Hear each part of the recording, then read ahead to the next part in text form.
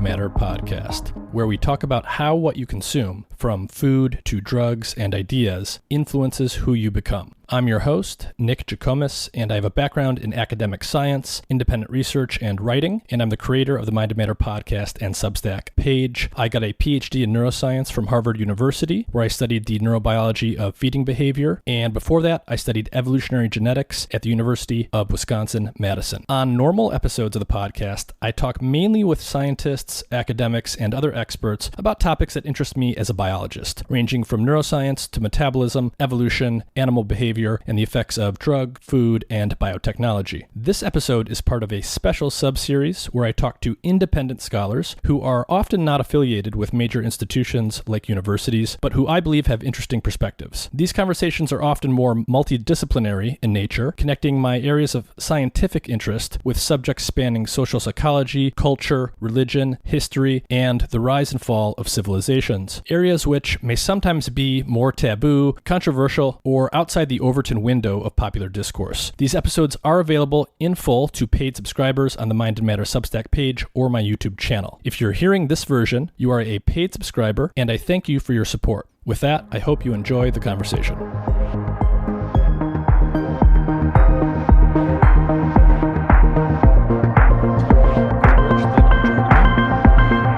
you for having me, Nick. It's an honor. Thank you. Can you just tell everyone a little bit about, who you are, what your background is?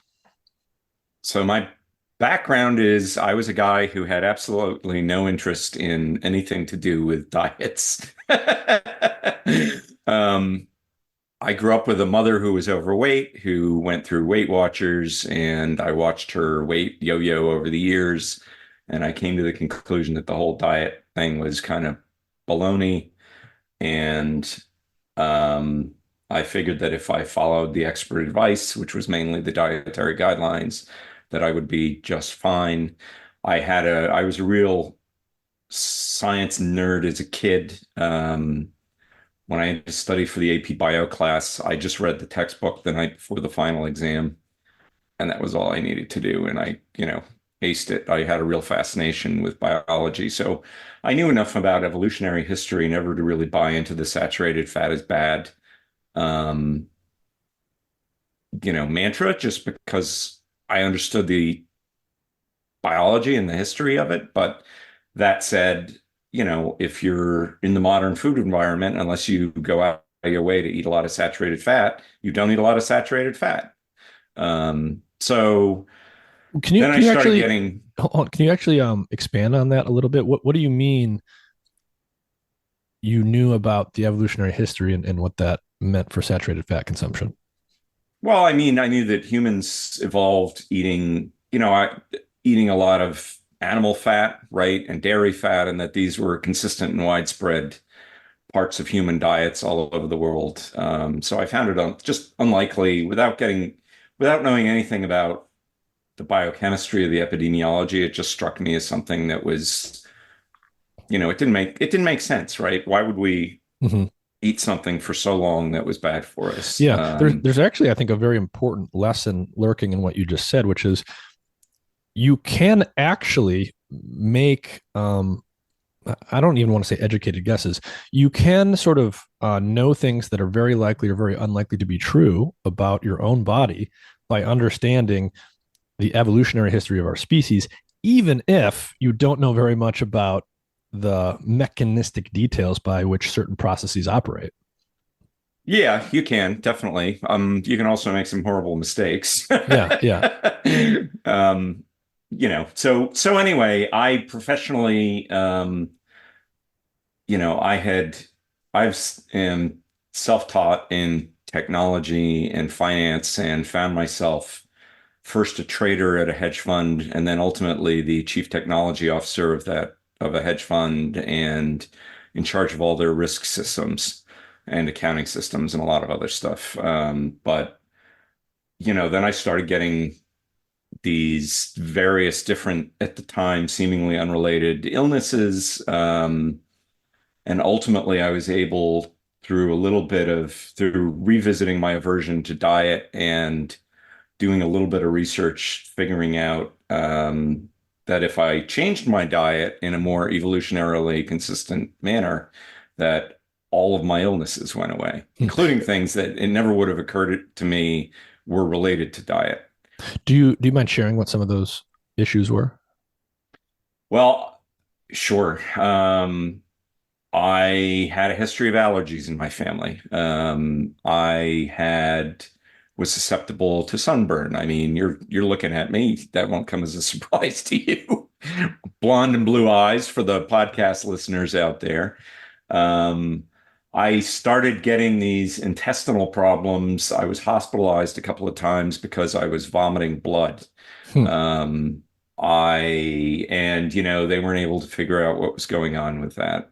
I started breaking a lot of bones. I was hospitalized for what they initially thought was a stroke when I was 38 years old.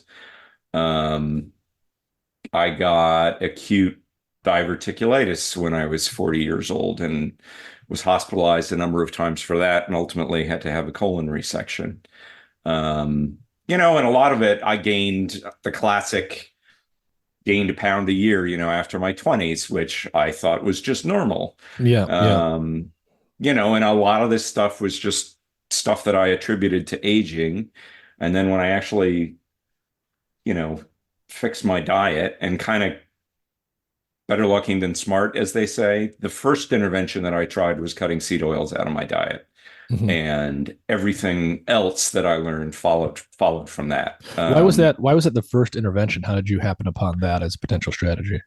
I had been reading Stefan Guyenet's blog back in 2009, and I got turned on to that because I had an interest in the time at barefoot running, and one of the guys I knew turned me on to one of his malocclusion series, right? Which is malocclusion is the fact that your teeth don't fit correctly into your jaw.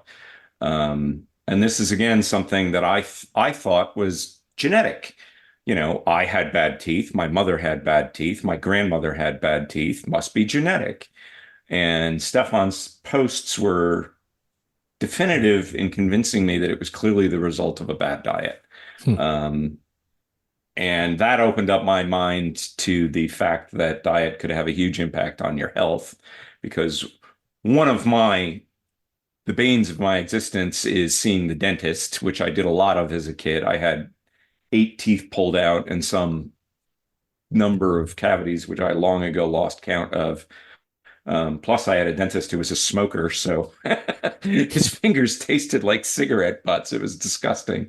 So I have lots of bad memories of the dentist. So realizing and I had, at this point, this was when I was 42 years old.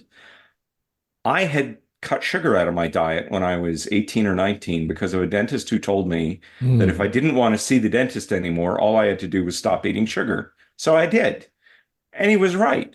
And since, I'm now 18 to 56, which is how old I am, I've had one tiny cavity in all of those years after cutting sugar out of my diet. So I was open to the idea that having a dietary change could have a major impact on your health. I Mhm. just didn't really know enough about it to do anything intelligent. So Stefan had a post about skin health and cancer and seed oils and dietary fats that I found really interesting. And that was when, obviously my father's had skin cancer, my mother's had skin cancer. It's a thing in my family. So one day I walked down to the end, I was at work and I walked down to the end of the salad bar and looked at these squeeze bottles of various different salad dressings and thought to myself, that's got to be the worst, cheapest oils known to man to make it into this place. And right then I decided to stop eating seed oils and see what happened. And at that point, I had, this was 2 years after my colon resection. So at that point, I'd had irritable bowel disease for 16 years consistently. Mhm. I used to have to travel around with a roll of toilet paper and a backpack just in case of an emergency. And that resolved in 2 days. 2 days. And I posted on my blog the email that I sent to Stefan Guillenet after that. he was very helpful in helping me get, started in what to learn about this. And I was like, I can't believe this. This is just 16 years, seriously, and it resolves in 2 days. And it So stayed that way afterwards? yeah, well, I can, I mean, I'm a self-taught engineer, so I take very little for granted. I did a lot of experimenting with adding foods in, taking foods back out, seeing which foods and which combination of foods would cause the symptoms of my irritable bowel disease. For me, it's seed oils, wheat, and chili peppers. Hmm. I love chili peppers. Just thinking about them makes my mouth water. But that combination will put me into agony in a very short term. So things like breaded chicken wings are just catastrophe for me. Mm-hmm. Now, if I mix the ingredients around, if they're fried in something other than seed oils or baked or whatever, and they're not too spicy, then I'm fine with them. But I Hmm. did a lot of experimenting to figure out what I couldn't eat, Yeah. and some of it was accidental. I discovered soybean oil had wheat in it. Who would think? Mm. Yeah. Because I went to the Whole Foods and bought one of their little trays of sushi and ate it. And on the way out to the car, I got these massive stomach cramps, like bent over in the parking lot stomach cramps. And I went back in, got the thing out of the garbage can, read the ingredients, and discovered that there was wheat in the soybean oil. You know, who Huh. knew? Yeah. And so, very briefly, just for those who don't know, what are seed oils? Seed oils are fats that are derived from seeds. Right? Seems a little simplistic. I use that term and it's used in nutrition because it's distinct from vegetable oils, which include things that are oils made from the fruit of a plant. So an Mm-hmm. olive has a pit, which is the seed, and then it has the soft part surrounding it, which is the fruit. Traditionally, an olive was made by squeezing the fruit so that the oil would come out, right? Mm-hmm. Avocados are similar. There are some caveats in there, and I'm going to leave a lot of Yeah. caveats as we go through this stuff just to try and keep the message a little Yeah. Yeah. simple and But in more everyday, concise. in every, like when everyday people hear vegetable oil, that typically does refer to seed oils. Although they'd include olive oil in that, and I would Yep. not. Or Yep. they'd include coconut oil Yep. in that, which I would not. And what would be like, so basically the question is, why don't you include those things together? What is it about their composition that distinguishes what you call seed oils from some of these others? So the fatty acid composition of these oils is what's significant. Mm-hmm. And oils that come from fruits and tropical oils tend to have a very different fatty acid composition than seed oils. You know, and this is true in animals as well. So, for instance, fish that live in more northerly waters where it's colder tend to have more polyunsaturated fat in their flesh than fish that live in warmer waters. And the reason is saturated fats solidify and polyunsaturated fats do not. So, in theory, if you took a salmon or not a salmon, but if you took a tropical fish Mm-hmm. and put it in cold water, it would be unable to move because the membranes of its cells would lose their elasticity and the protein pumps in the cells would stop being able to function at the rate that the animal required. Mm-hmm. So it would, and in bacteria, we see this. Bacteria, depending on the ambient temperature, will rapidly alter the fatty acid composition of their membranes so that they continue to function in a consistent way. Yeah. Yeah. So the membrane needs a certain level of elasticity to for the biomechanics of all the stuff in the membrane to work, basically. Elasticity and activity. A Mm-hmm. lot of the pumps in the membranes that are embedded in the membranes actually are driven by the Brownian action of the fatty acid molecules themselves, Hmm. which is something I only learned recently. I interviewed Tony Hulbert, who's a zoologist and an expert on animal membranes, and he explained that you can take, for instance, a sodium pump out of one organism where it runs at a certain rate, put it in another organism with a different fatty acid composition in the membranes, and it'll run at the rate of that organism based on the fats that are in the membranes. Oh, wow.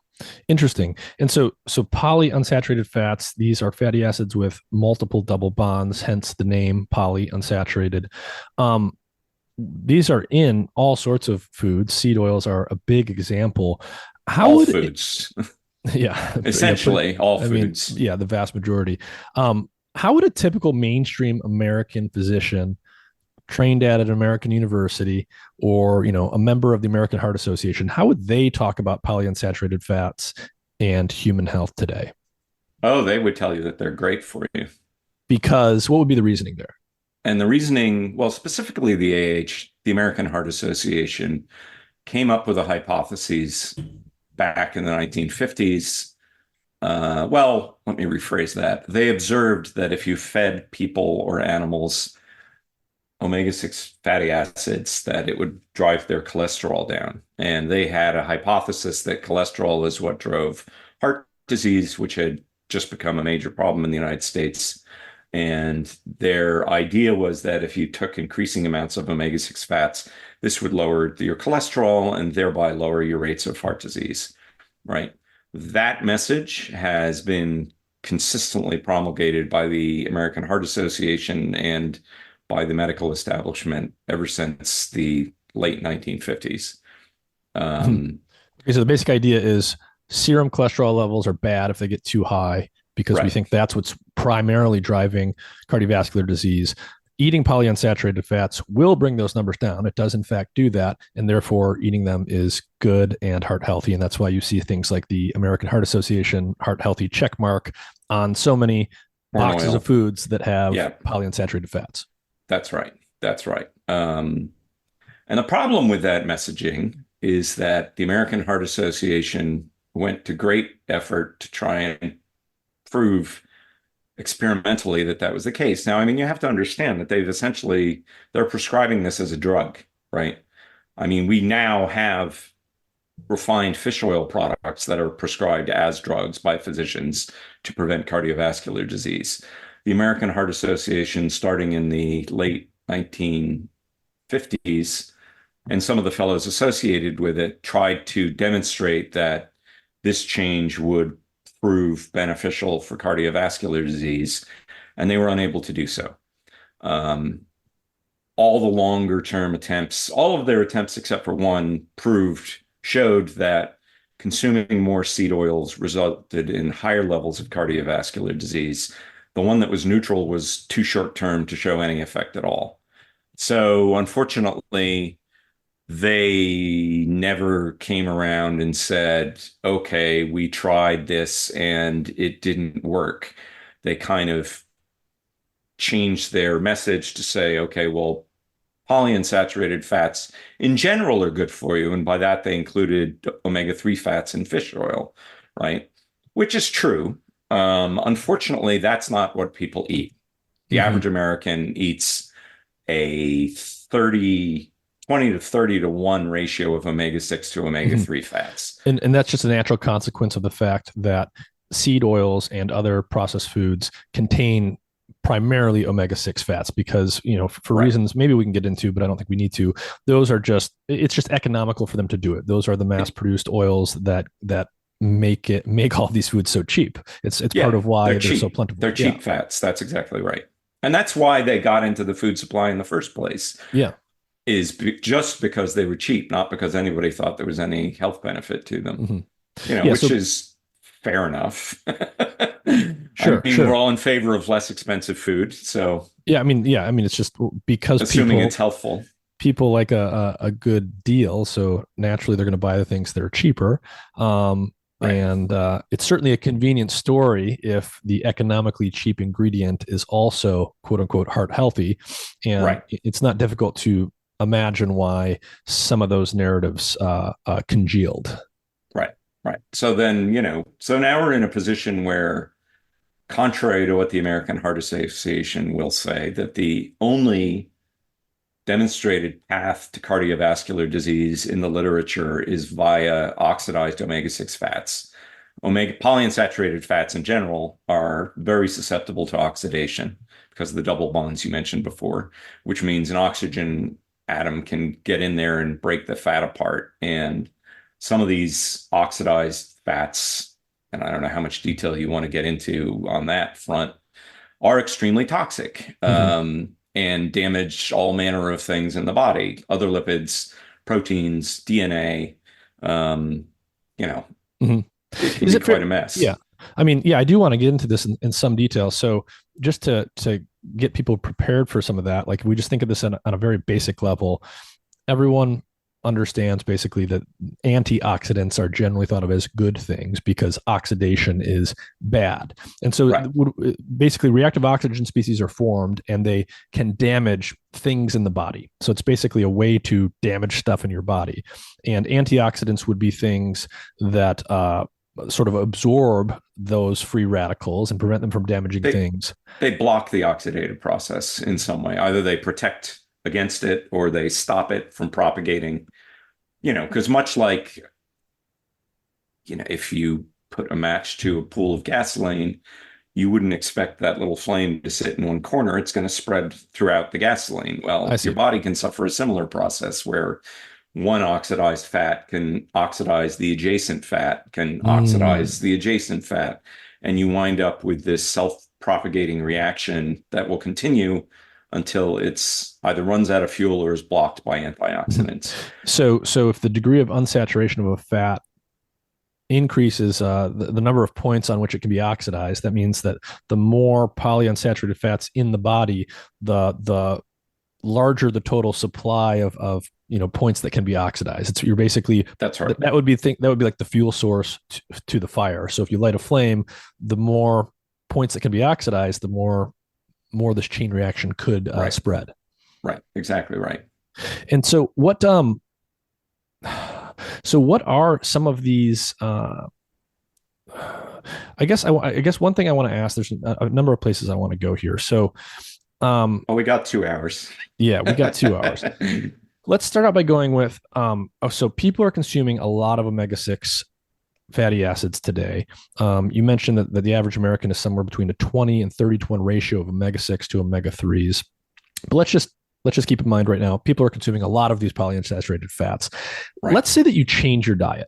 You stop consuming so many of the polyunsaturated fats, or someone starts consuming a lot more.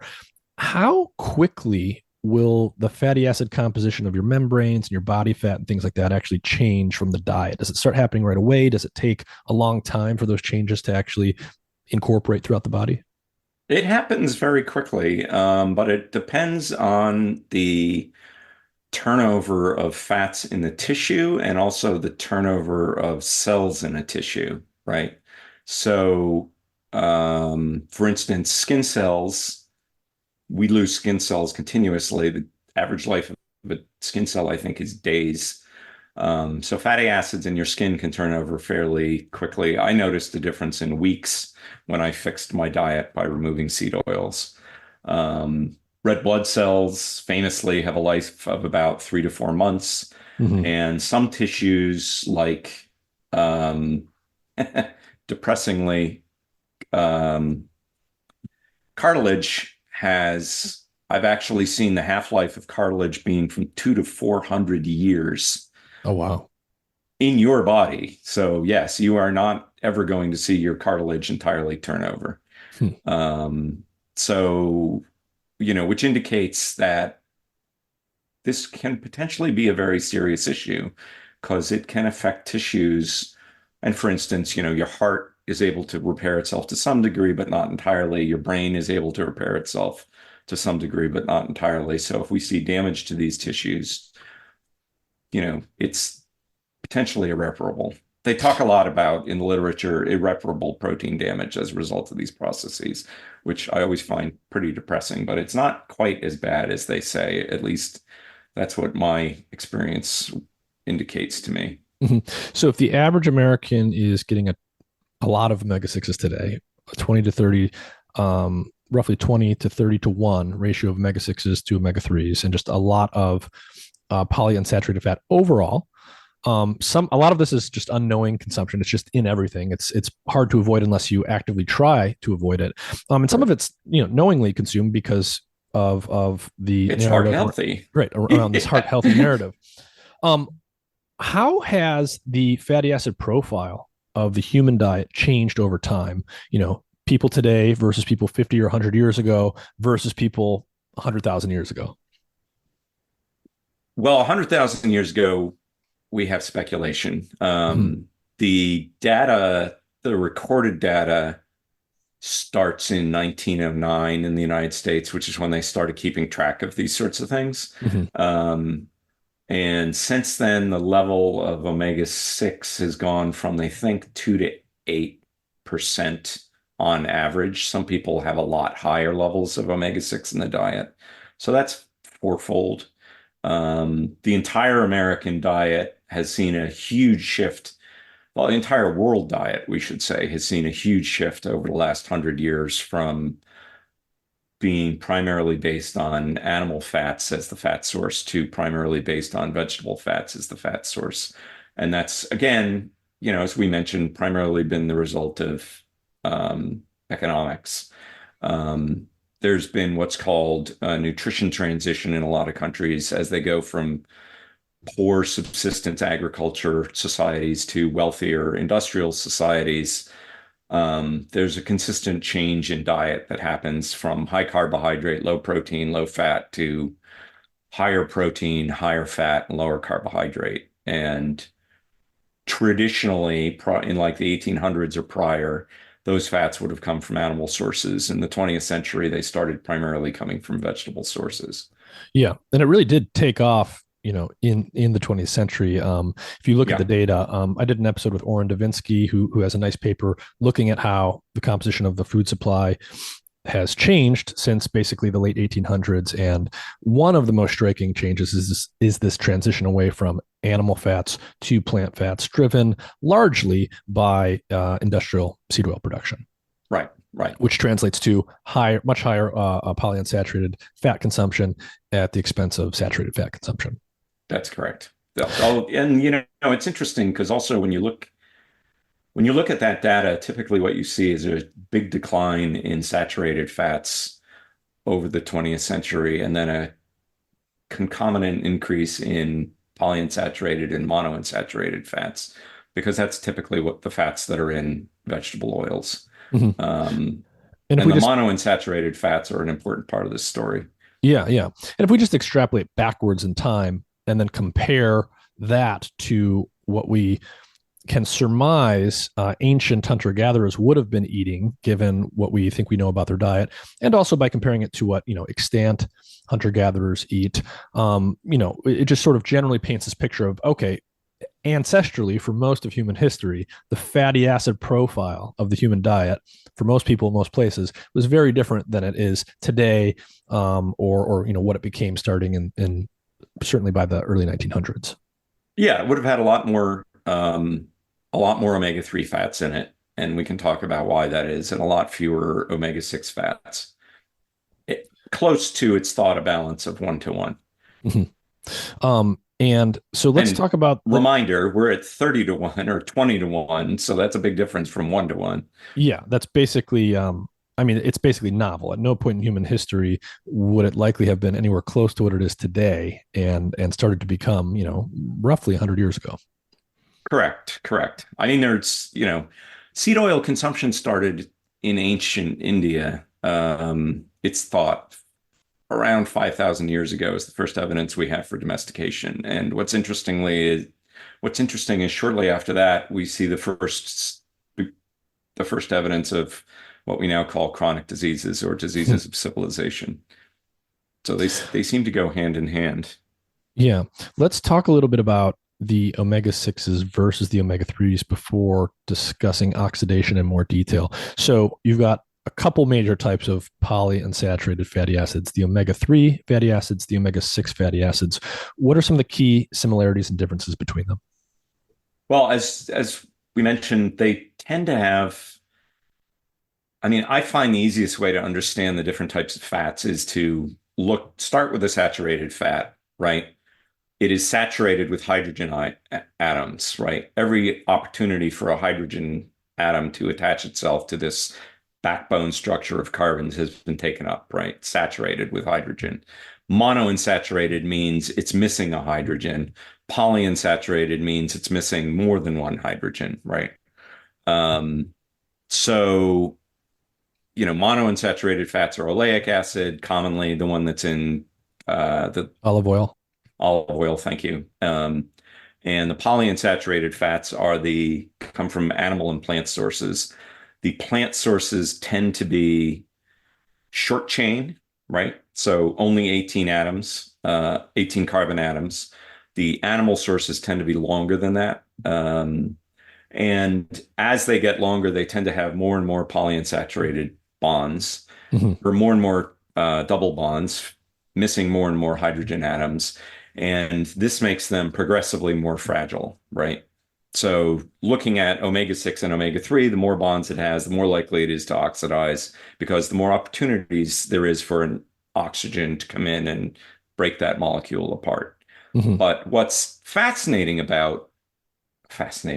you're a nerd like me, is that although you would think that there wouldn't be much of a difference between these two classes of fats, there are striking differences between them, right? Especially in the types of products that are produced from them. Yeah. And typically the omega-6 fats are more associated with things that cause inflammation in the body. Yeah. And the omega-3 fats are more associated with processes that resolve inflammation in the body. Yeah. So the most pro-inflammatory fat in the body is arachidonic acid, which is a 20 carbon, 4 double bond fat on the omega-6 side of things. And that is a primary pro-inflammatory mediator in your body. Your body needs this, right? This is a good thing. And it's also an essential part of your developmental process, right? If a growing child is deficient in arachidonic acid, they're going to suffer all sorts of developmental deficiencies. I think, one thing I like to emphasize for people is inflammation is good as long as it doesn't go haywire. You want your body to become inflamed when and where it needs to be to get rid of infections or clear out debris from tissue damage and things like that. And then you want it to shut off when the job is done. And that's actually why, in my view, the body's expecting the sort of something close to a 1-to-1 ratio of the omega-6s and omega-3s, because although they're very similar, they're sort of literally two sides of the same coin. The omega-6s are the precursors, to the molecules that instigate inflammation. And then the omega-3s are the precursors to the ones that shut off that response. And when they're in balance, the body is able to turn on and off inflammation in a precise and quote unquote intended manner. Right. And, I pointed out arachidonic acid because I wanted to make the point that lots of people will claim that seed oils are not a problem, because if you give somebody more seed oils from a common level, from the currently consumed level, their arachidonic level will not go up. But that misses the point that the shorter chain fats can also kick off an oxidative process, right?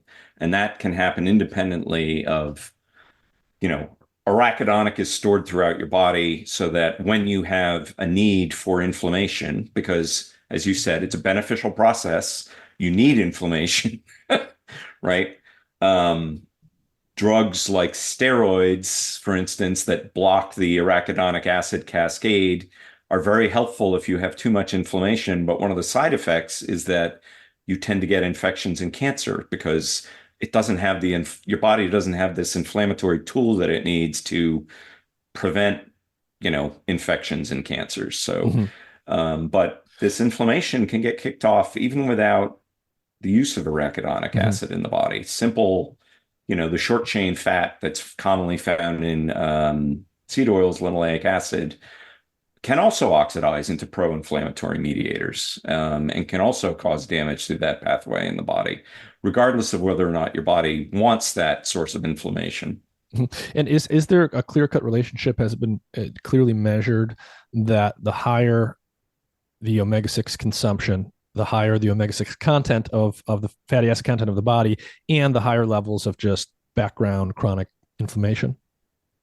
Yeah, yeah. I mean, there's a what my favorite study along those lines is l- they looked at mortality in an intensive care unit. People who can't eat are often given what's known as parenteral nutrition, which is an IV feed, which is typically glucose and a fat. And what they've mostly used is soybean oil. Hmm. And so what happens when you pump people full of soybean oil? Well, it turns out that they had a 9 to 7 times higher mortality rate. Um, Then who were they compared to? they were comparing them to people who were either just receiving glucose or were receiving nothing at all. Oh, wow. Um, and we have decades of evidence of, looking at the fatty acid composition of different nutrition products and the beneficial or negative effects that they have in the body. So now, one of the interesting things about omega-6 fats and omega-3 fats typically have more double bonds and are therefore typically more susceptible to um, oxidative damage.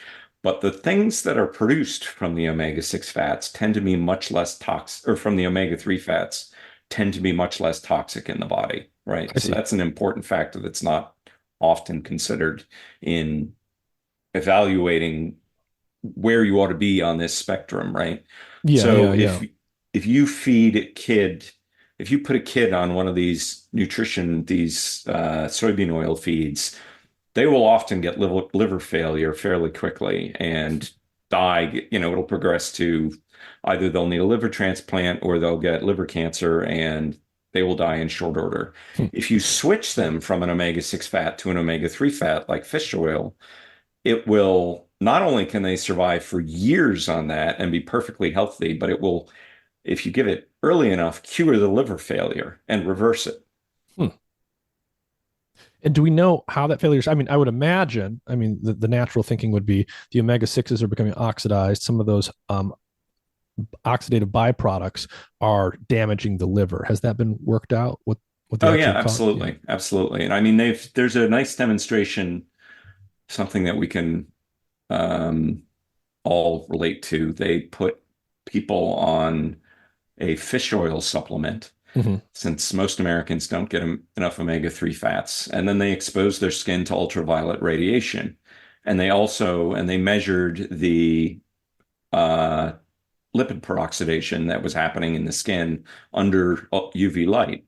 And they had more UV light, but they had less of a sunburn as a result of having more omega-3 fats in their body Wait, this was done because in humans. in humans, because the toxins that are produced in the oxidation of omega-6 fats are much more damaging to the body than the ones that are produced from omega-3 fats. I see. What are some of these toxic byproducts that come from omega 6s?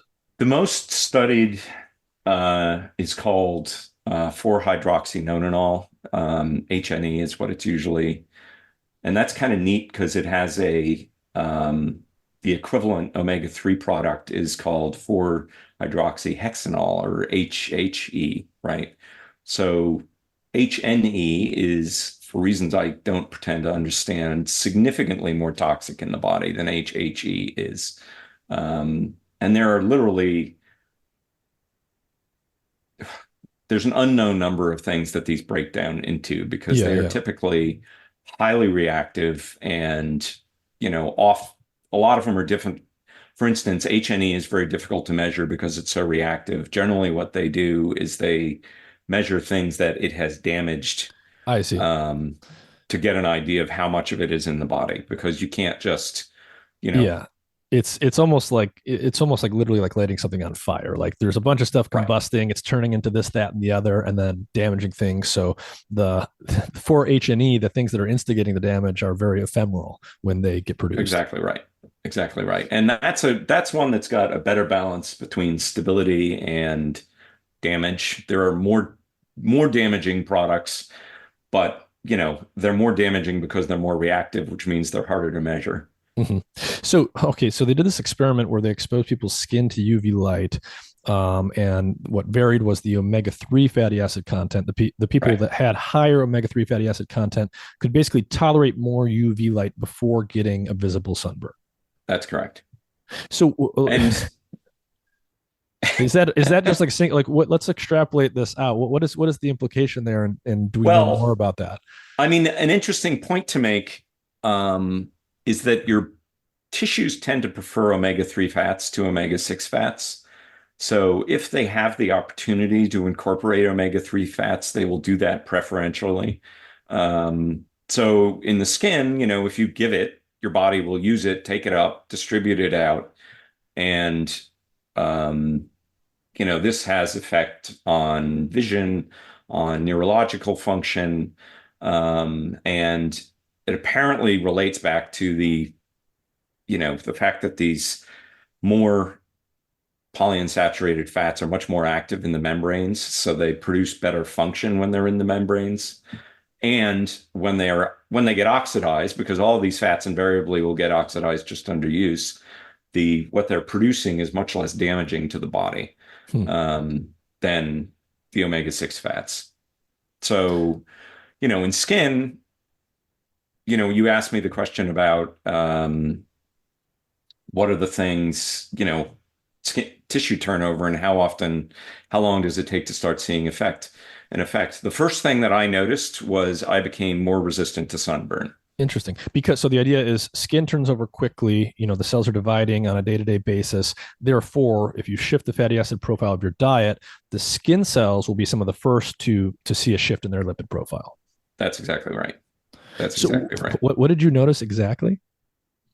So I had read fairly recently before trying this account, and I can provide a list of all this stuff just in case anybody wants to go look it up. But it was this account on one of the paleo sites, Mark's Daily Apple, Mark Sisson's old site, but an account by this guy who talked about all the positive things that he saw when he went on a paleo diet.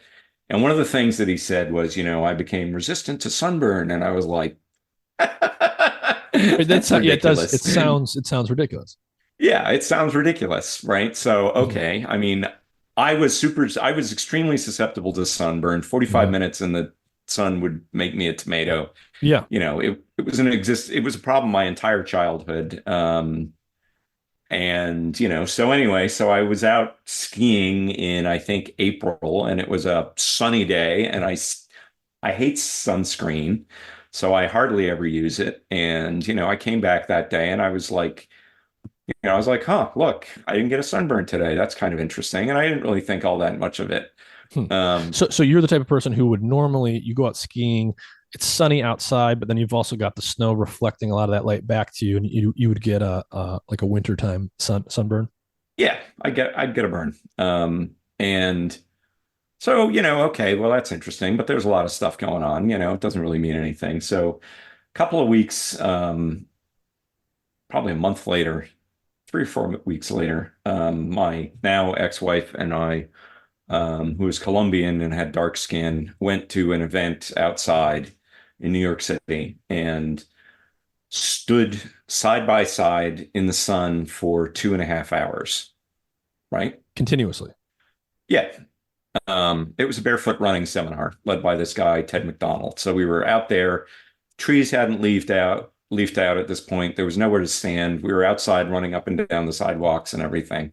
Um, Pretty good experiment, right? We had two people, one person susceptible to sunburn, one less susceptible to sunburn.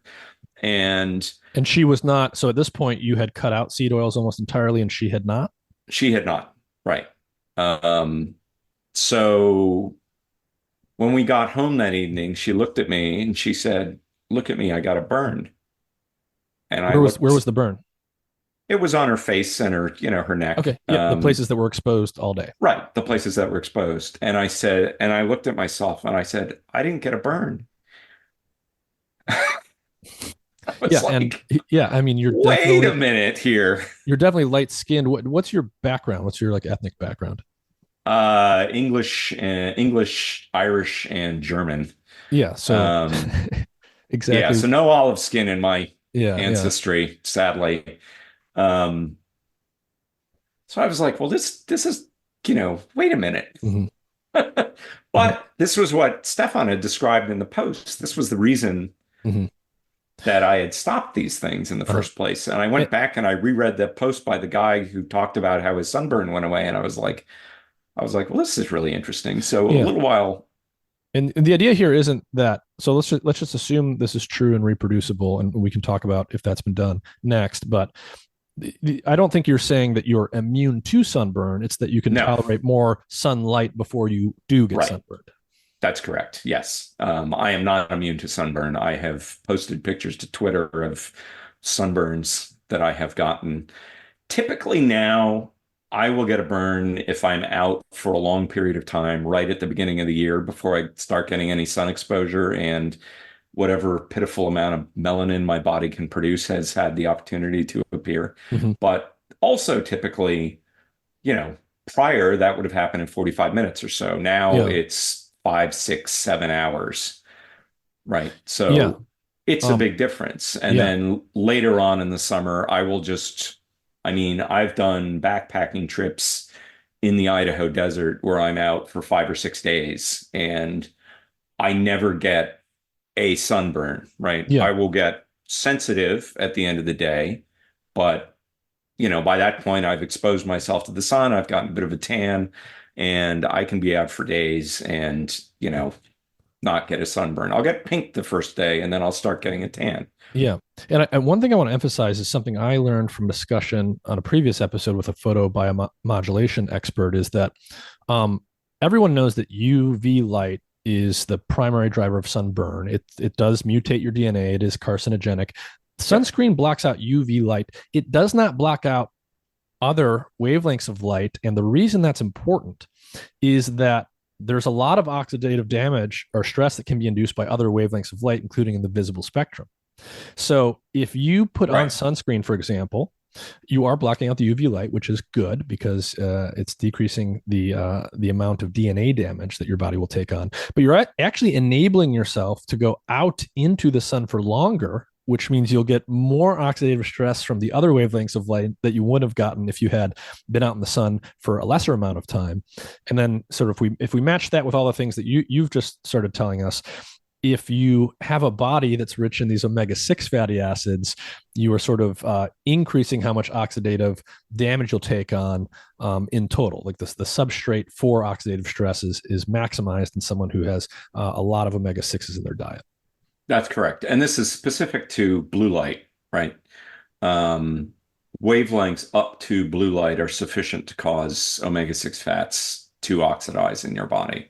Hmm. And blue light is associated with the primary cause of blindness in the United States, which is age-related macular degeneration, Hmm. which is one of the few medical conditions where when you go read the literature, they will say you predispose yourself to this by consuming too much linoleic acid, not enough omega-6 fats, or not enough omega-3 fats, and that a high intake of omega-3 and reducing omega-6 is protective.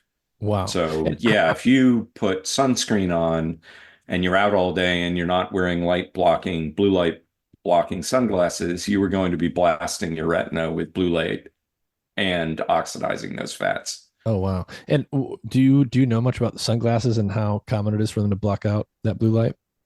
I don't, but back when I was super sun sensitive, I was very sensitive to my eyes. Even in high school, I was prescribed photosensitive glasses because my eyes were so sensitive. And nowadays, I don't even like wearing sunglasses because it blocks out so much light. And I feel my vision's much better when I don't wear them. And unless I'm looking like straight into the sun, like if I'm riding a motorcycle towards the sun or I'm on snow, in the winter where you're getting light from above and reflected light, I I don't like wearing them anymore. I mean, it's really like I feel like I can't see, whereas it used to be a requirement. My eyes would be in pain after an hour or so out in the sunlight. Um, and so Can you talk a little bit about, so you have been on this low omega-6 diet. You've been avoiding seed oils and things with omega-6 polyunsaturated fatty acids for a number of years now. What does that Since actually look like? 2009. Okay. What does that look like in practice? What are you avoiding and what are you eating?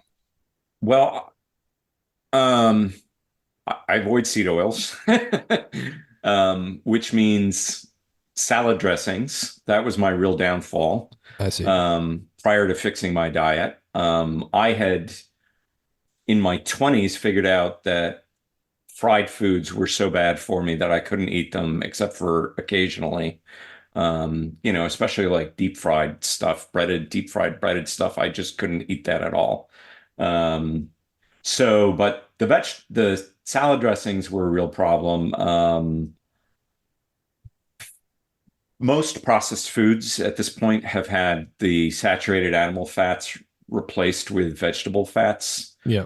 And industrially fed animals like chicken or pork Yep. are typically pretty high in omega-6 fats because that's what they're fed. Yeah. Yeah. And animals, ruminants are protected against, to some extent, omega-6 fats by the bacteria in their rumen, the microbiome in their rumen, whereas monogastric animals with a single stomach, like chicken, pork, chicken, pigs, or people, we just absorb it directly from the diet. There's nothing to protect Yep. us. So do you avoid chicken and pork completely, or do you simply avoid the fat on that meat? Oh, hold on, sorry.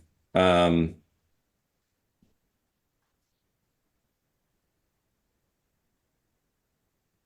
just turn that off. Sorry about that. Forgot to do that. Um, I, I I'll eat chicken. I eat chicken eggs pretty regularly. I try and get pastured ones, and I Yep. hope that they have a That's what I better do.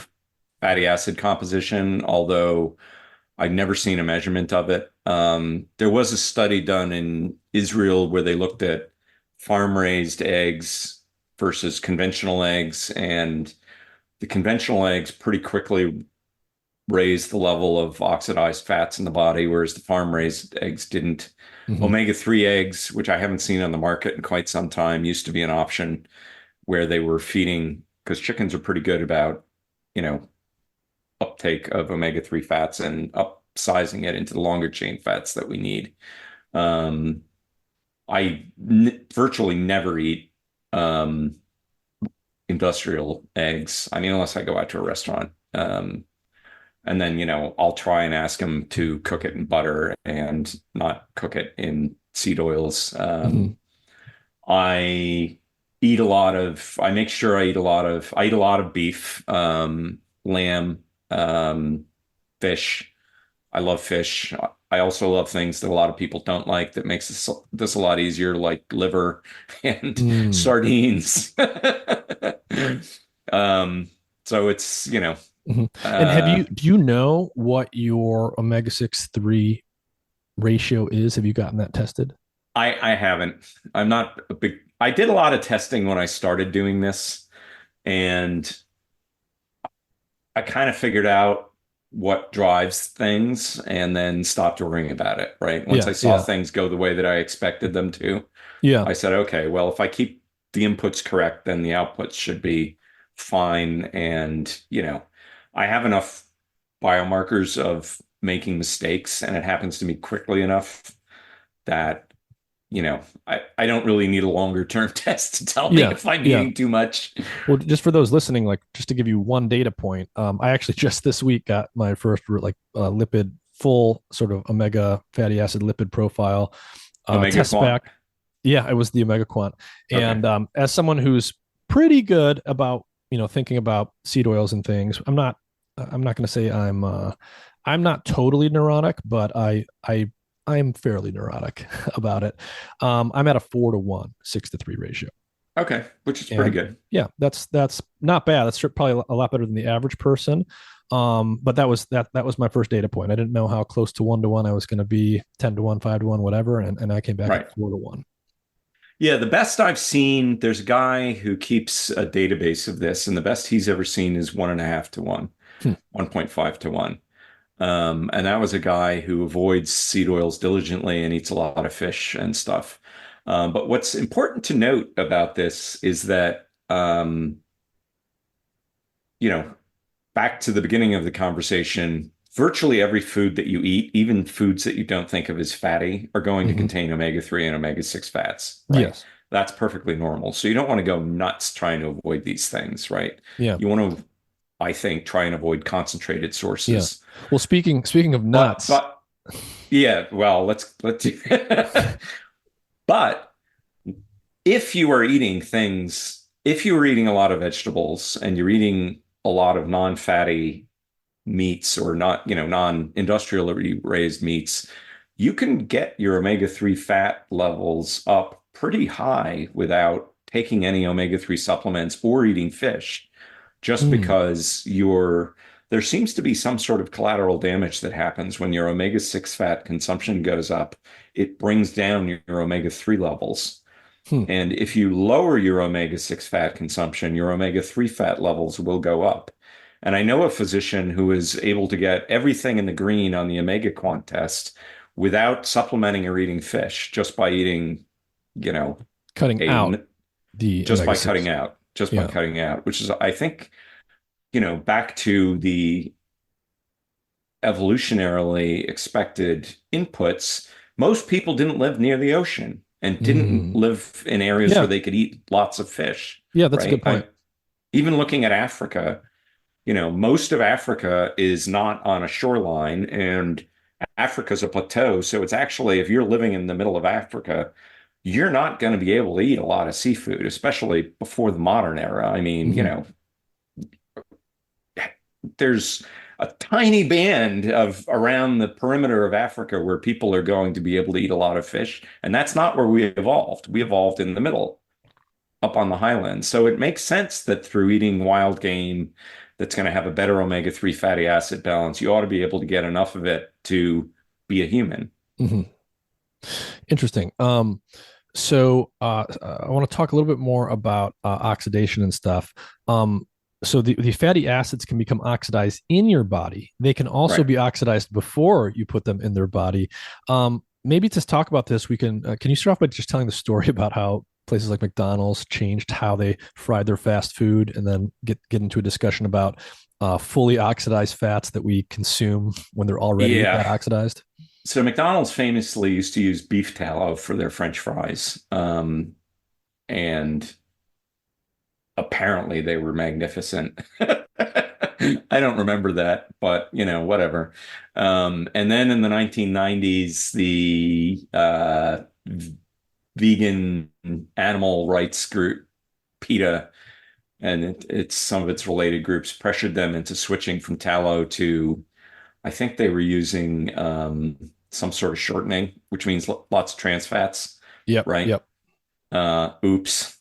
Um, and then I think it was the early 2000s when they started I think it was actually in the 1990s when industry started realizing the trans fats were harmful, and industry was way ahead of governments in reacting to this. And Cargill, who is one of, if not the largest producers of vegetable oils in the world, went to McDonald's and said, "You guys need to stop using shortening and trans fats. We think they're going to get banned and they're probably harmful to people. And we have a solution for you. It's a low linoleic acid rapeseed oil, right? Hmm. Type of canola oil. And this will be beneficial because it's low in linoleic acid, and so it's much less susceptible to oxidation, right? Because not only is oxidation harmful to your body, but it also makes for a crappy eating experience when you are cooking, right? When fats go rancid, they become bitter. They're beneficial. It's fascinating. There are actual flavorings that are used in industry that are oxidized omega-6 fats. But there are also bitter ones that they don't use for flavoring. So there's a whole culinary aspect to rancid fats that we don't typically think about, right? Hmm. So anyway, they then convinced McDonald's, oh, you don't want to use high linoleic fats, you want to use lower linoleic fats.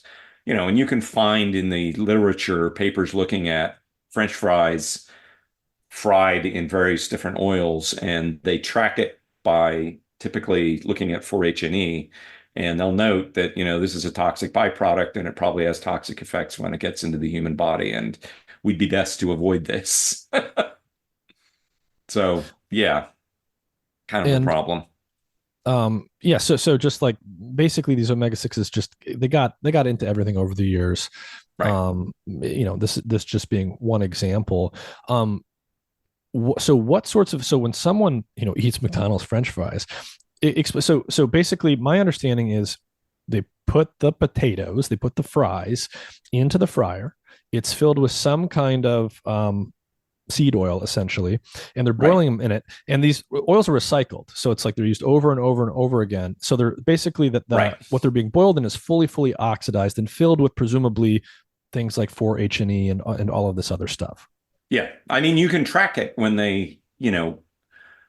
yeah, that's exactly right. Fryers in restaurants, they typically do multiple batches of French fries in them. Mm-hmm. Each batch of French fries causes additional oxidation to the oils. There's lots of papers tracking the amount of linoleic acid and the rise of these toxic metabolites. There's a whole range of them that they can look at. Mm-hmm. And, it's clear that repeated use breaks down the linoleic acid and increases all this stuff. And I would In presume it's worse for your health to ingest these fully oxidized things rather than consuming fresh omega sixes that then become oxidized in your body. Yeah, I yes, definitely. They're toxic, right? Full stop. I'm not being hyperbolic here. Yeah. That's how they're described in the literature, or you can go read the Wikipedia page for 4-HNE, and it's a toxin. It is toxic to your body. Um, the interesting question when I first heard about this, does it also happen in the body, right? Mm. And we know that it does now. They've done a lot of work looking at oxidation of linoleic acid in the body. And linoleic acid is in some tissues preferentially incorporated into your mitochondria, Hmm. right? Where it is very susceptible to oxidation because the mitochondria is basically a little, furnace Yeah. Yeah. burning fats and sugars in a very controlled manner to produce energy, right? And it's not a perfectly clean burn. There are, things that get out that can damage fats. And when you have a high concentration of linoleic acid, you're very susceptible to this damage. And one of the things that is produced from oxidized linoleic acid inside your mitochondria is 4-HNE. And they can measure the damage both by measuring excretion of HNE. It's conjugated with mercapturic acid, and that's urinated out. They can measure protein carbonyls, right, which is proteins that have been modified. They can measure DNA damage markers. They can measure decreased levels of antioxidants like glutathione. So yeah, it's clear that, not only is this process happening in production of vegetable oils, during cooking with vegetable oils, but it's also happening in the body, even if you eat theoretically a pure oil, right? Mhm. Linoleic acid can be catalyzed into oxidation by iron, right? Which we don't have any iron in our bodies. That's a joke. We have lots of iron in our bodies, right? In the mitochondria, um, linoleic acid is bound to a molecule that contains an iron atom. And when it's bound to linoleic acid, it will actually alter its structure and expose the iron atom, thus creating an oxidative reaction. Hmm. I would imagine the blood would be an important place for this as well. Blood, it's interesting. The heme molecules are all produced by the mitochondria, Mm. right? So that process, I'm not sure about blood specifically happening, but the process is kicking off in the mitochondria. And, it's been clearly demonstrated that heme iron, both in the body and in the gut, for instance, if you consume polyunsaturated fats and heme iron at the same time. Like, say, a McDonald's hamburger and an order of fries, the heme will catalyze the oxidation of the polyunsaturated fats down in your gut, and they think that's what's driving colon cancer, Hmm. right? Because if you give the body the heme without the polyunsaturated fats, you don't get the the oxidation products that are catalyzed by the iron. I see. I want to go back to nuts. How do you think Nuts. about nuts? Because there's lots of different nuts. A lot of them contain quite a bit of the omega-6 fatty acids. What's your relationship to nuts in your own diet? How do you think about it? What would you point out to people here? I eat nuts. Let's get that out of the way. I even eat peanuts. Oh, I just found this out recently. This made me so happy. It turns out that Mars, the company that makes M&Ms, and specifically peanut M&Ms, switched to a low linoleic acid peanut a number of years ago, right? Why did they do this?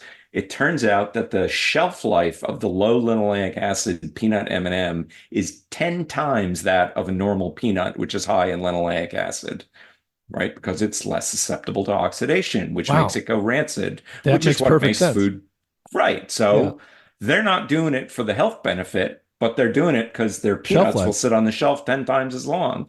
Oh, So wow. I am happy to report that peanut M&Ms are back on my menu if I want a treat or, a snack at a gas station. Um, but so most nuts, sadly, including peanuts, are high in I linoleic see. acid. So when you said you eat peanuts, you are specifically eating low linoleic acid peanuts. I'm specifically eating peanut M&Ms. Okay. Wow. Yeah. If you go to a typical bag of peanuts is going to actually have a lot of linoleic acid. Yes, sadly. And the one low linoleic acid nut naturally are macadamia nuts, which are also my Mm. favorite nuts. So when I originally fixed my diet, I ate a ton of macadamia nuts just because, that was like a great snack. Macadamia nuts and dark chocolate were how I got through the first year or two of doing this. Hmm. Um, there's a fantastic article by a doctor named Michael Eads years ago that he wrote years ago called Are Nuts Paleo? And he talked about growing up on a farm in Arkansas, and they had a bunch of nut trees on the farm. And first off, nuts are seasonal, right? Everybody knows that. Acorns happen during a period in the year. Every other nut tree is like that, happens once a year for a couple of weeks. He also talked about how hard it was to get the nuts out of the shells, right? He would put them in a bag and run over them with his pickup truck. Okay. So, and his conclusion, and then he went through a whole bunch of charts looking at, how much omega-6 fat is in nuts versus other things that you might eat, like chicken or beef.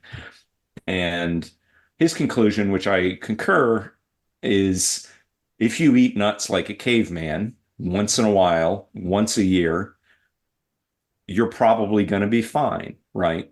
But nuts are a highly processed food nowadays. That's how you can go to the supermarket and get walnuts all year long, right? They're shelled for you, they're Yep. roasted, They're available all they're year, and you don't have to work to get out the food part.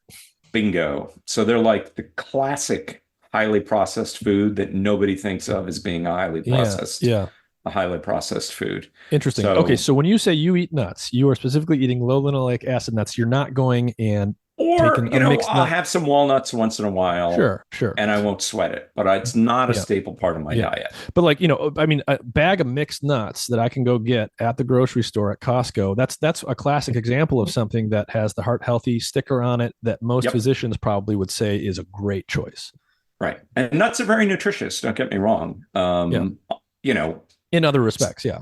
in other respects. And I mean, so we were discussing earlier, the American Heart Association and their recommendation that we eat seed oils for our heart health. And what they finally proved was that they demonstrated that linoleic acid lowers cholesterol. But what they also demonstrated was that the more it lowered your cholesterol, the worse result you had in terms of cardiovascular health, Hmm. right? The more likely you were to have a bad outcome and die, Yeah. right? So what are some other things that they recommend to lower your cholesterol level? Well, it's nuts. They have the same fat in them, Hmm. right? Even if it's not oxidized, it gets oxidized when Yeah. it's in your body. Yeah. And most people have been so thoroughly inundated by the lipid heart hypothesis and the idea that more cholesterol is bad, less cholesterol is good, higher serum cholesterol is bad, Right. lower is good. But if you actually, in the data that I've seen in many papers, if you look at all cause mortality or cardiovascular mortality for different age and sex demographics, so men and women of different ages. For most of those groups, there is a U-shaped relationship between mortality and cholesterol levels, meaning Right. your risk of Yes. mortality goes up if it's too high or too low.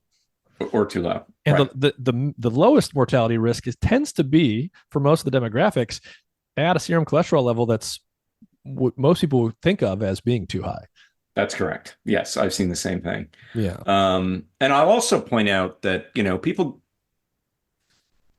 oh, so to close off the nut topic. So, you know, we like to look at ancestral populations because they're typically not eating any processed foods.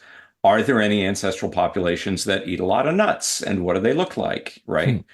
Well, it turns out that the Bushmen in Africa eat a lot of a nut called the mongongo nut, which is high in linoleic acid. Hmm. And during mongongo nut season, they will fail a glucose tolerance test.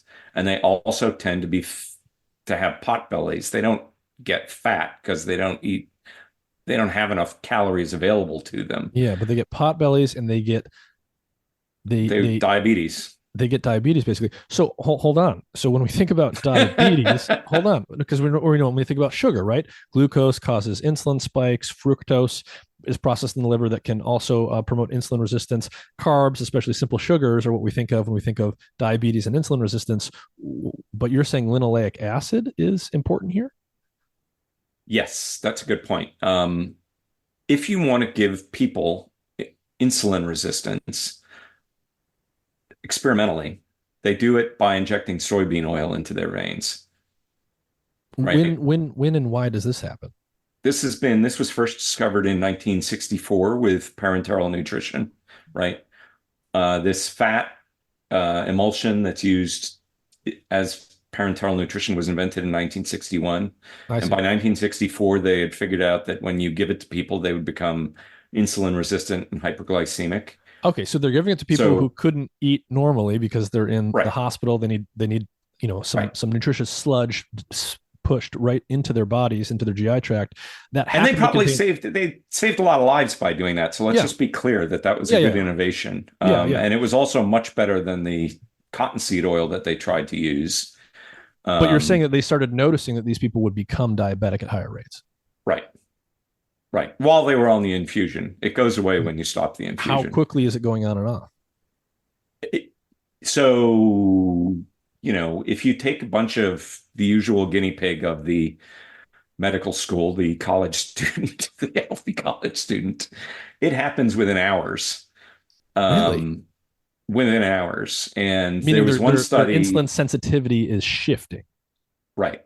And there was one study where they took a similar dose of soybean oil and gave it to them orally because they wanted to see if this was just an artifact of the IV infusion. And they also became insulin resistant in within 8 hours. Hmm. So So if you want to if you want a diet that, and I just looked at another one of these papers yesterday or 2 days ago that I put in a post. If you want a diet that's not going to cause insulin resistance, make it really high in sugar. hmm? Real high sugar diets don't cause insulin resistance. Explain that to me. They don't. When you say high, They which sugar are you talking about? Glucose in particular? sucrose. Sucrose, just sugar. So that's glucose and fructose. Yeah. So the study I was looking at the other day, and with your background, you'd actually find this really interesting. So a quick tangent here. So one of the big problems in the literate, in science and diet is diets are pain, right? Especially when you're looking at fatty acids and you're trying to compare different fatty acids in the diet to each other. because generally what you have to do is you blend different oils to get the ratios of fatty acids that you want in the diet. And oils come with other things, right? I mean, fish oil typically is not refined. It's got other fishy products in it. Soybean oil has lots of polyphenols in it and sterols, the plant version of cholesterol. There's all these other things that can confuse your result. So this guy at Harvard, Jing Kang, came up with this brilliant idea that, animals, including all mammals, can't convert omega-3 fats, can't convert omega-6 fats to omega-3 fats, right? So both fats are essential. They're required for life, but they're separately essential. You can't interconvert them, right? But C. elegans, the famous roundworm that scientists love to work on because it's cheap and easy to feed and, has a short lifespan, so you can do all sorts of fun experiments with it. It can convert omega-6 fats to omega-3 fats. So C. elegans always has a 1-to-1 ratio, regardless of what you feed them, because they can interconvert. So this genius, and I will use that word enthusiastically, he took what they call the FAT1 gene from C. elegans and put it in mice. Yeah. And then you can feed 2 sets of mice one diet, an identical diet, and one of them will convert half of the omega-6 to omega-3. So it will have a 50-50 ratio. And it's not 50-50s at an organismal level. Different tissues will have different levels. Yeah. It's a miracle to me that that actually happens when you put this gene in a mouse. Yeah, yeah. And so what's the headline result there? Basically, how do those mice look compared to normal mice? They're perfectly healthy. They've bred them for years, right? The gene sticks. Yep. They tend to be, well, they do better in regards to all the chronic diseases. If you put them on an obesogenic diet, which typically means a high linoleic diet, they are less likely to get obese and they are less likely to get insulin resistant than and the really cool thing about this is that you can take a male FAT1 mouse and a female regular mouse and cross them, and half the litter will have the FAT1 gene and the other half won't. So you simultaneously are eliminating diet and genes as variables, right? So they've discovered, so the study that I was looking at the other day, they took the standard obesogenic diet, which is called D12492, made by Research Diets. Yep. 18% linoleic acid. And it's, the number one diet for inducing obesity and insulin resistance in animals. Yeah. And so that's underappreciated, I think, even among the scientists who do these experiments, because I used to be one of them. A lot of scientists just give they order the quote high fat diet. They don't even realize that it's high linoleic acid. Oftentimes it's basically made with a lot of soybean oil. That's right. So, they still got fatter than, the mice who weren't given the high fat diet, because it was still, one of my open questions I have about this mice is how much are they actually converting, right? I don't think the conversion is happening in their stomach as they're digesting it. So they still gain some weight, but I'm guessing not as much as the other mice. Not as much. And, they had better glucose tolerance, blah, blah, blah. Everything was better. So but the funny part, and where I got to this little story, was the non-obesogenic diet was 45% sucrose. Ooh. Oh, interesting. Yes. Oh, wow. So it's not and obesogenic. The obesogenic diet was only 7% sucrose, but 18% linoleic acid. So if you... The obesity-inducing diet was high in fat, in particular omega-6 fatty acid, linoleic acid, and fairly low in sugar, whereas the non-obesogenic diet was almost half sugar. Right. Wow. Right. So now it seems that there's, so this is a classic confounder, because as you pointed out, and as I've seen a million times in papers, you order a bag of this stuff, you give it to the mice. And I've seen papers where they call it saturated fat, right? Right. Yep. Basically, if you look at the ingredients, it's a third saturated fat, a third monounsaturated fat, and a third linoleic acid, typically with trace amounts of omega-3 fats, Yeah. right? So you can't call it, it's mostly unsaturated fats. It's Yes. definitely not mostly saturated fats. Yeah. Yeah. But Now, so there's a question. and just one last point Yeah. here. If you take the omega-6 fat level down in this diet to 1% and replace it with saturated fat, the obesogenic effect goes away. So this is really pointing to linoleic acid. Yeah. You're gonna have to send me that one because I don't think I've looked at that. That's interesting. Yeah. And that's been replicated multiple times. Yeah. Um, wow. So what I mean, so one of the things here is okay, C. elegans has this genetic ability to keep its omega-3, omega-6 ratio 1-to-1. Mammals don't have this, so our ratios are determined by dietary intake. The question is like why? Like if so many downstream negative effects come from deviating from that 1-to-1 ratio and having a skewed balance towards omega-6s, it's like why did our lineage mammals never evolve that or lose it? And the way that I think about that, having a background in evolutionary biology, is first, let me tell you another brief story to think by analogy. So humans don't produce vitamin C endogenously, humans and Right. certain other primates, but most mammals actually do.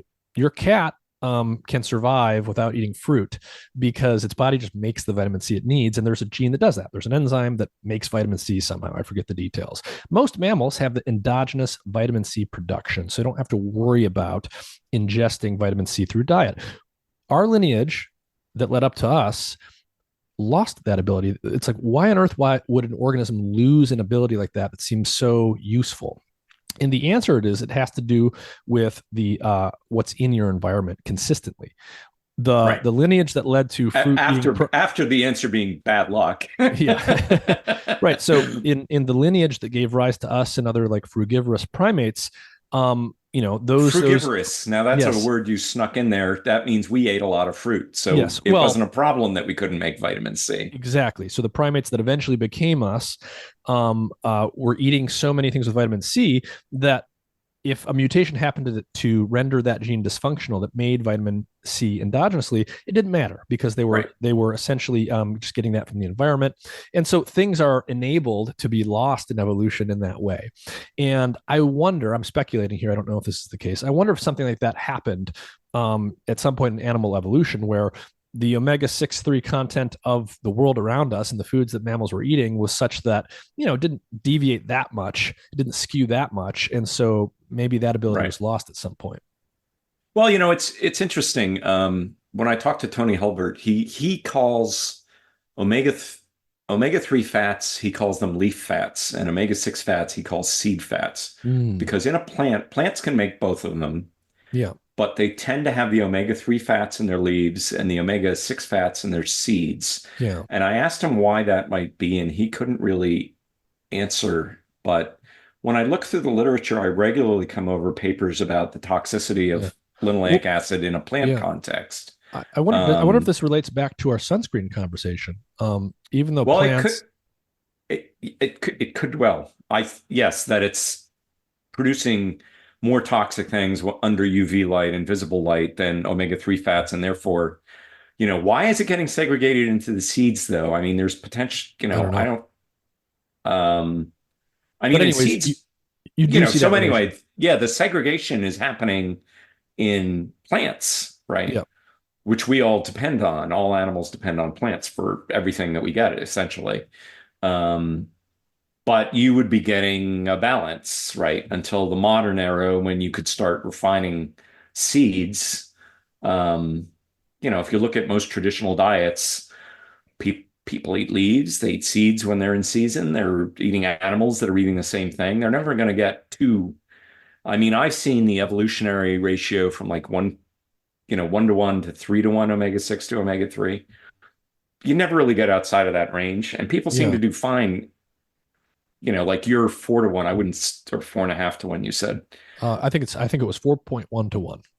Yeah. So I wouldn't sweat that too much. I mean, it'd be nice to get it down to the correct level, but I wouldn't, eat nothing but fish to get to that level, for instance, or something.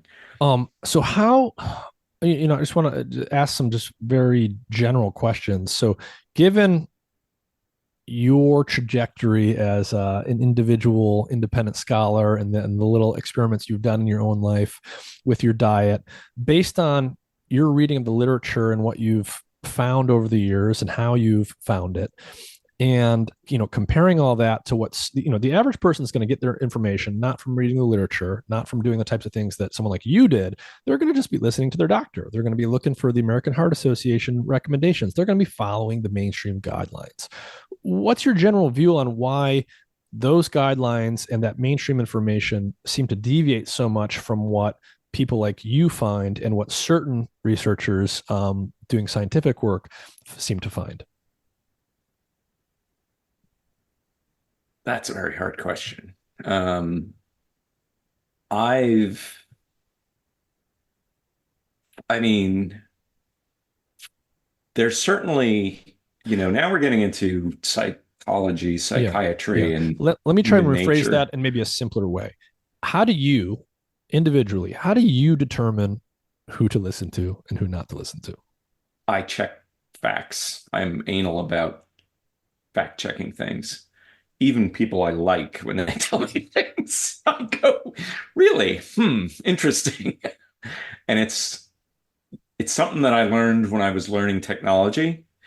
Um, you know, there was a moment where early in my career where I'd hired a company to install a firewall, and they sent this guy, and he didn't, and he came in on a Saturday so it wouldn't interrupt the business. And turns out he really didn't know what he was doing. And I didn't know what I was doing either. So that was a problem. But I'm a speed reader. So while he was futzing around with this thing, trying to figure it out, I read the 120-page long manual for how to program a Cisco PIX. And then when I finished, I said to him, okay, I'm going to program it now.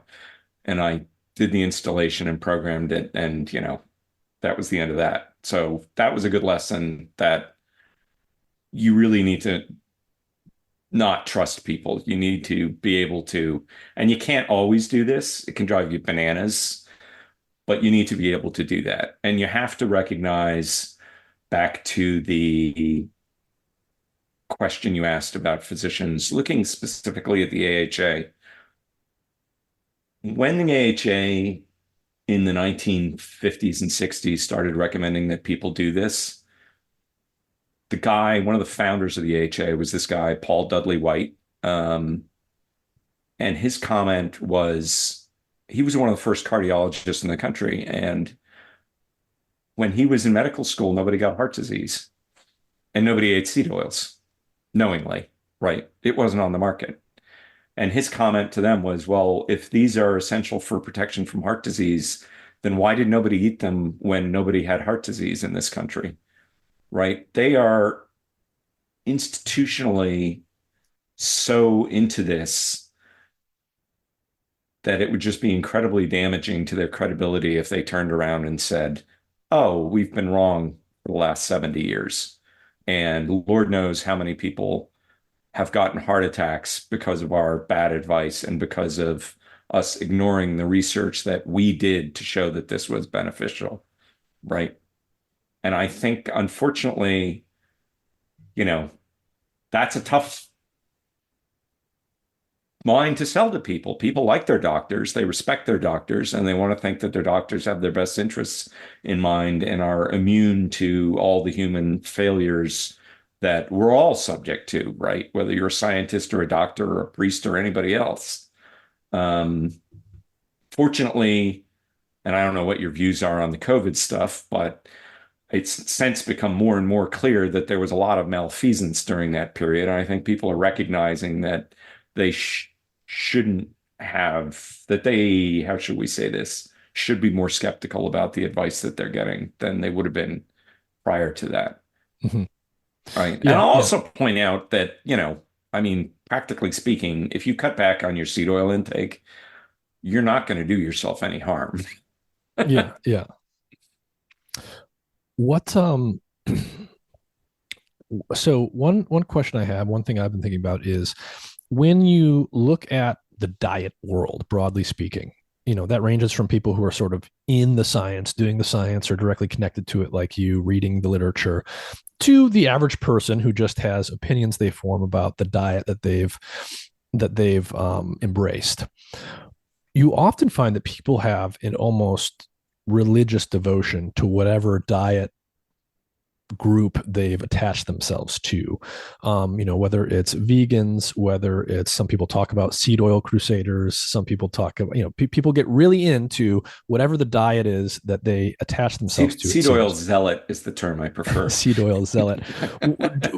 Do you recognize that quality out there? And if so, why do you think people get so almost ideological about diet? Oh, for sure. I, you know, well, we need to observe that the profession of dietitian and a large part of the nutrition science, scientific infrastructure that we have was an offshoot of a religious cult, the Seventh-day Adventists, right? The woman who founded the profession of dietitian, Lena Horne, I think it is. I'll have to double check her name, was one of the original Seventh-day Adventist dietary missionaries, right? We currently have a self-described Adventist dietary missionary on, I think he's actually aged out, but on the Dietary Guideline Scientific Committee Hmm. now. Who, And who are or were the Seventh Day Adventists? What do they believe, and where do they come from? well, I don't think you can call them Christian anymore, but they started off as a Christian sect. They were founded by this woman, Ellen White, and she decided over a number of decades that you know, a vegetarian diet was what God wanted us to eat, and that was the best thing for health. I mean, that's where breakfast cereal comes from, right? Kellogg was a Seventh-day Adventist, and the Kellogg Cereal Company in Battle Creek, Michigan, was a sanitarium that they set up. They're the second biggest operators of hospitals in the world after the Catholic Church. And they are huge participants in medical education around the world. They have their own medical school. But then you have places like the, Harvard School of Public Health, which is closely aligned with the Adventists. I don't know if they're Adventists or not, but they do a lot of research projects together promoting a vegetarian or a vegan diet. So that's one reason why diet can also often feel like it's part of a cult. I don't know, you know, I think it's just back to psychology, psychiatry, and human nature. I think that most people have a spot in their brain for a religion. And if there's nothing in there, then they will create something, right? And they'll latch on to any pattern of, you know, ritual and belief that makes them think that they're feeling better. Um, I mean, to go through evolutionary biology, there are lots of reasons to think that religions are pro-survival, which is why all human populations have religions. And there are Yes. up until, the modern era, there are no atheist societies. So there's clearly, even though we may not understand it or may disagree about it, there's clearly some survival benefit going on there Yeah, I for think it to that's an be important point. ubiquitous. Yeah, if something that expensive to run lasts that long and And is that persists this prevalent? long, it has some kind of adaptive function it's serving. Right. So, um, so yeah, I think people, you know, we're back to human nature again. People are disappointing in so many ways. But yeah, I mean, and most people still don't know this. Like a lot of a lot of the foods that we consume, like Kellogg's breakfast cereal, a lot of the dietary movements were literally founded by religious cults.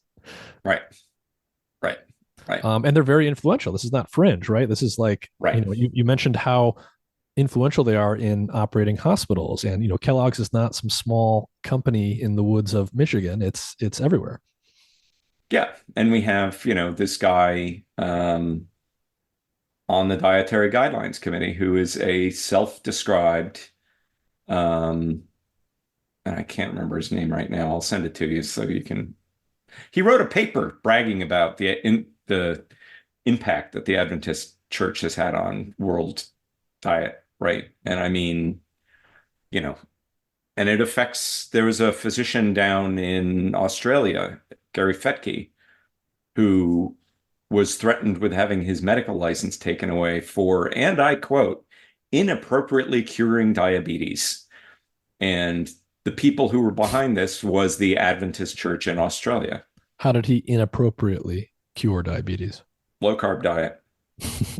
He's a orthopedic surgeon and he got sick of cutting people's limbs off when he had another way to cure their diabetes. So, yeah, they're most people aren't aware that this is going on and has been going on for 100 plus years. I forget when Kellogg was, I think it was like the middle of the 1800s. Hmm. So yeah, unfortunately, diet is super susceptible to cults and cults are susceptible to diet. I mean, Judaism goes back 5,000 years and look at all the dietary rules that they have. Yeah, Right or wrong, not. yeah. I mean, virtually every major religion has strong taboos and regulations that they place around eating, whether it's when to Yeah. fast, when not to fast, what to eat, what to avoid completely. It's hard for me to think of a religion that doesn't have a lot to say about what to eat and why. Right. Right. So yeah, it's just, that's life. So in some of the time we have left, seed oils, omega-6s, this area of the diet and metabolic health world, there's a lot we could talk about. Are there any areas that you want to get into, things that maybe you think are underappreciated about seed oils and how the dietary profile of what we eat actually affects health? Any, like, especially surprising things. Like, most people, I don't think, realize the potential connection there between linoleic acid and your liver and diabetes and things like that. Well, given your background, let's talk about the endocannabinoid system. Mm. So that study that I mentioned, where they lowered the linoleic acid level in this diet to 1% and replaced it with saturated fat, the mechanism they proposed for the anti-obesogenic effect of that change was that two of the endogenous cannabinoids, 2-AG and AHA, were reduced in the gut. Hmm. And that this reduced the hyperphagic signal that these animals were getting, and that's why they lost this desire to overeat. Yeah. And that makes And perfect sense to me, because the omega-6s not only serve as precursors to some of the inflammatory things in the body that we got into earlier, they're also precursors to the endogenous cannabinoids. Endogenous cannabinoids are essentially like polyunsaturated fats. right. And one of the two interventions, when I mentioned before about the body preferentially preferring omega-3 fats, they did two interventions, right? The first was to lower omega-6 to 1%. The second was to increase omega-3, right? Which also reduced the obesogenic effect. And they think that that happened because the omega-3 fats replaced the omega-6 arachidonic fats in the gut, therefore lowering the levels of hyperphagic precursors, right? And that gets us into this whole topic of these obesity drugs that are coming out, the incretins, right? The GLP-1 drugs. The GLP-1 drugs. You did an excellent podcast on this that I listened to prior to coming on this. Incretins are downstream of the endocannabinoid system, is my small amount of reading I've done in this. And they seem to have benefits that go way behind obesity. And part of the benefit that they seem to have is because they're reducing the levels of these omega-6 oxidative products like HNE in the body, so that there's, a tie between, we're not looking at an independent mechanism when we're looking at these obesity reducing drugs potentially. And I was wondering if you've done any reading in that area. I mean, just, to give people bit more of a background because we're definitely you Yeah. wanted something less more obscure. Yeah, I So, unfortunately I have not. What I can okay, tell you is, I can just sort of reiterate some of the things you have. The endogenous cannabinoids in our body, anandamide and 2-AG, 2-arachidonyl glycerol. They're essentially like little pieces of fat that get cleaved off of the cell membrane, and they serve as signaling right, molecules. And one of the things they do is basically promote hunger, right. promote feeding. This is essentially why THC through the CB1 receptor promotes feeding and drives the munchies when you consume marijuana, famously. Our And endogenous why the cannabinoids regulate appetite as well. drug rimonabant, which is a CB1 Blocker. antagonist, uh, blocks that effect, Yes, yes. as well as making people want to commit suicide. Yeah, because it turns out when you block the rewarding properties of food through CB1, you also block the rewarding properties of everything. Life, yes. Of life. Yeah. But I did not really realize there's this potential connection here between endocannabinoids and these GLP-1 drugs. Yeah, they're downstream. I've looked at it a little bit enough to make me think there's a connection, but I haven't, it's a new field of research. Mm-hmm. And pretty much they're starting to notice that they have benefits that go beyond just weight loss. And it's tough to say why that's happening. And other interventions that also have an effect on the endocannabinoid system, like bariatric surgery, also have beneficial effects on things that you wouldn't think would be affected, like heart disease. There's a paper that I saw recently that said that people who have bariatric disease see a decline in their CAC score, right? The indicator of arterial calcification score that's a great Mm. predictor of heart disease risk. And when people go on these drugs and you talk, in your podcast, I was really interested to hear that people seem to have a similar change when they go on rimonabant, these GLP-1 agonists, or if they have bariatric surgery, where they spontaneously, if it's successful with bariatric surgery, switch to what we would call a healthy diet. Hmm. And the weight loss is partly following from that. Hmm. I didn't realize that. Interesting. Um, so one thing I want to ask you actually, this maybe will be practical for people. So let's say someone tries to cut out the seed oils, they drastically lower their omega-6 intake if it's very high already, which it probably is for a lot of people. Um, it sounds like they would expect their total blood cholesterol levels to go up. Is that true? And what other changes would someone expect to see in their common blood biomarkers by cutting down on the omega-6 fatty acids? Yeah, even linoleic acid has varying effects on lipid levels. I would say it's consistently pro cholesterol lowering, but not always. And there are some papers you can find where cholesterol levels actually go up.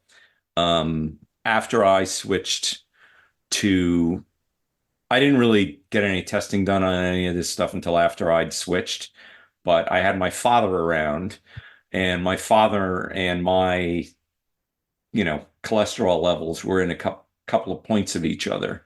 So it might go up, various different fatty acids. Saturated fats can have different effects on your cholesterol levels. Since I'm not of the opinion that cholesterol is what's driving cardiovascular disease, I don't really worry about it. But again, let me highlight, I'm not a doctor. I Not won't say medical I won't advice. give you medical advice because I will, but just remember I'm not a doctor. um, I mean, it's tough because if you take the average physician's advice for, say, diabetes treatment, you're gonna get worse. Yeah. Period. End of story.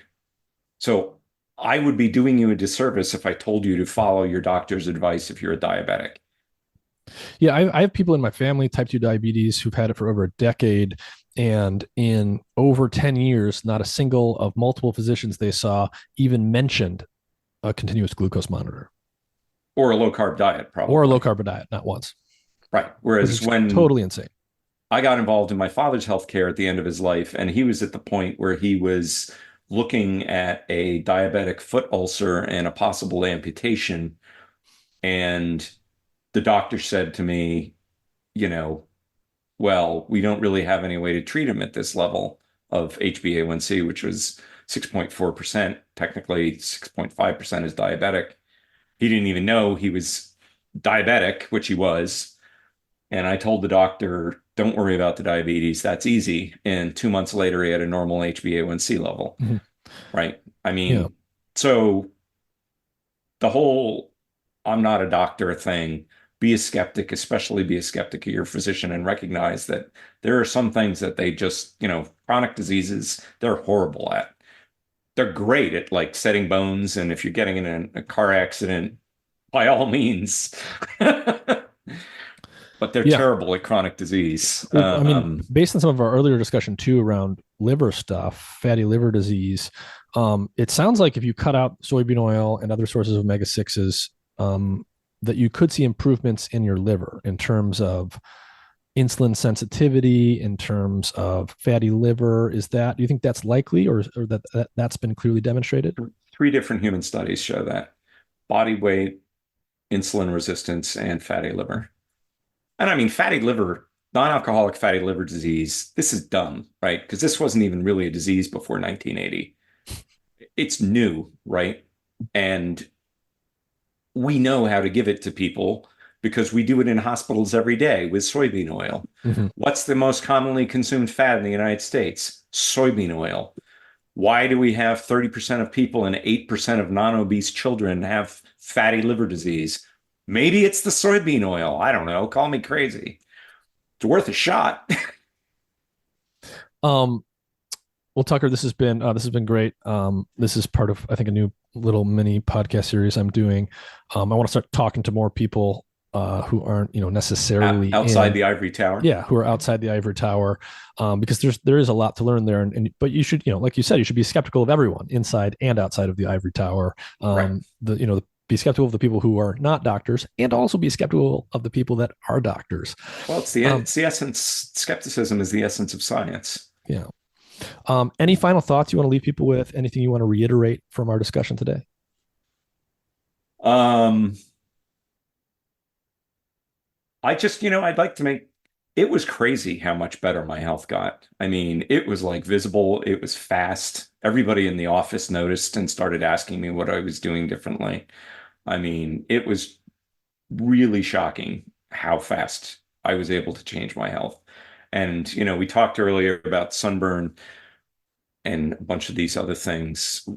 We have so many sunburn and seed oil anecdotes at this point. I was trying to keep track of them and gave up years ago. I mean, I think that's kind of the headliner. That's what really gets people's attention when you hear that claim. And a lot of people just dismiss it out of hand as being nuts, thinking it was nuts like I did when I first heard it. But having lived it for 15 years now and seen how many other people it's happened to, that's kind of the tip of the health iceberg here, right? All right. Tucker Goodrich, thank you for your time. Thank you, Nick. It's really an honor.